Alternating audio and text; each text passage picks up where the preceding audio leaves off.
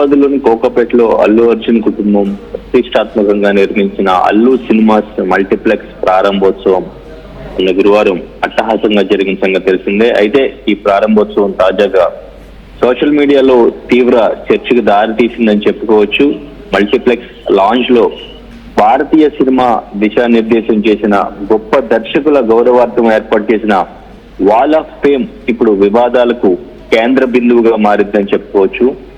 ఆ గోడపై టాలీవుడ్ దర్శకులు ఎస్ఎస్ రాజమౌళి, సుకుమార్, త్రివిక్రమ్, సందీప్ రెడ్డి వంగలతో పాటు కన్నడ దర్శకులు ప్రశాంత్ నీల్ అండ్ ఇంకా రిషబ్ శెట్టి అండ్ ఇంకా తమిళ దర్శకులు మణిరత్నం, అట్లీ వీళ్ళ ఫోటోలను పెట్టడం జరిగింది. సో అయితే ఇప్పుడు ఇదే కాంట్రవర్సీకి దారి తీసిందని చెప్పుకోవచ్చు.